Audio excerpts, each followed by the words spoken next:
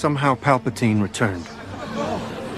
I don't get Star Wars. I've never looked at it like, damn, this is some cringe-ass shit. Well, okay, most of the time I wasn't saying that, but for the most part, my relationship with this generation-spanning franchise is non-existent at best, and mildly annoyed with its fan base at worst. That is, except for one thing.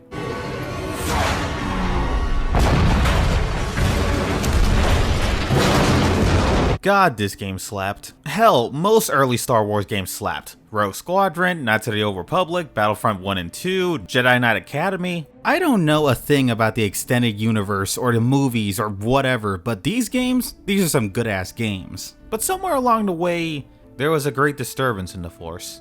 As if hundreds of promising developers screamed out in terror and were suddenly silenced. And after that, I mean, I'm sure they tried? Who am I kidding? These were dog shit.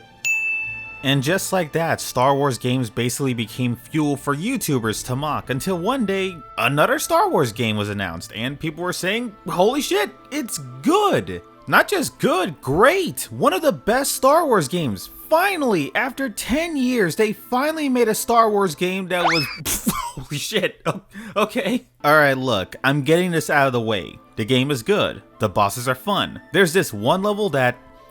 oh man, we'll get there. But dude, this game needs some work. It's like this was a solid 10 out of 10 game, but during the last step of the development project, literally the last 2 months of bug fixes and quality of life improvements, they were like, I am in massive debt and the casino's having a special right now. We gotta get this game out, like now, it's fine. This is not fine. There's two things I want out of a game, for it to be fun and for it to work. And to be fair, the glitches never ruined the experience for me. Usually it was really funny, but how does this game have this after being out for like 4 years? That means either they saw people's game go and didn't do a damn thing about it, or this is how it looks after they tried to fix it. Either way, it's hilarious. But alright, let's talk about how this game actually plays. I've heard people say this plays like Dark Souls. I've also heard people say that Epstein killed himself and the world is flat. Some people are wrong. Listen, I don't know what kind of fucked up Dark Souls y'all are playing to make this comparison, but having an attack and dodge button does not make a game a Dark Souls. The closest thing this game has to Dark Souls is getting all your experience back from an enemy that killed you. That's it. And even then it's not done right. It's done better because that heal is really useful. Also, I guess this too, but I don't know, man. I feel like I've seen this in other games, and a bonfire this is not. With that said, this does take a lot of inspiration from other games, but the one it reminds me the most of is the original God of War games. Now, stop, hold up, I know how stupid that sounds, but listen. You climb on shit, you swing on shit, you do those bouncing sections, you die more from jumps than from actual combat, you have special moves that you can only use with a limited resource, you get more of that resource by killing enemies, you got big boy bosses, the bosses that are 1v1s with people are infinitely better, a good chunk of the combat requires parrying to either open your enemy up or launch their projectile back at them. A metric fuck ton of the game is just pushing or pulling shit to you. Usually in puzzles that are fine, but sometimes take so long you want to die. Like, come on, that is a whole paragraph. You even got these slow ass sections from the newer games.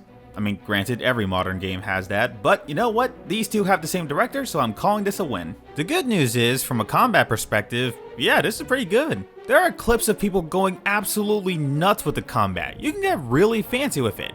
I did not do that. I just sort of pushed and pulled people while parrying, but I had fun, which was the important thing. Though I will say, it takes way too long to get push and pull in this game. This is like a 15-hour game and you get pushed like 3 hours in, which doesn't sound like a lot, but one, pushing is literally the most basic Jedi thing there is. You know, besides being pompous jackasses about everything, but whatever. And two, you literally start off with the ability to slow things down. You can slow the movement of multiple things coming at you by pushing things slightly forward? Nah, quarter of a game to figure that out. Isn't that kind of weird? It's like starting kindergarten reading 1984, then going back for Diary of a Wimpy Kid. Plus another 3 hours for pull, even though it's basically the same thing.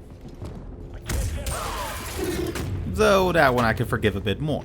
It still sucks though, cause had these come in earlier, I feel like they really could have done more with the levels. Basically none of them stood out to me except for this one, which I hate, and this one which randomly decided to be one of the greatest levels of all time. First time you come here, they start you off by jumping out of your ship in the middle of a battle where you have to climb up to the top of whatever these things are and blast the fuck out of anything that moves. That's the first 5 minutes of being here. It never happens again. The next time you show up, you get to explore underwater, climb a big tree, rescue a big bird, get shot at while going down a big ass slide. You even got these things where if you just go near them, they go... Best level in the game, and it's not even close. If the entire game was this good, this would be the greatest Star Wars game of all time. Unfortunately, the level that follows it up has this boss fight constantly jumping ahead during the QTEs, making it considerably less badass and considerably more funny. Plus there's no penalty for dying, so you can just do this as many times as you want.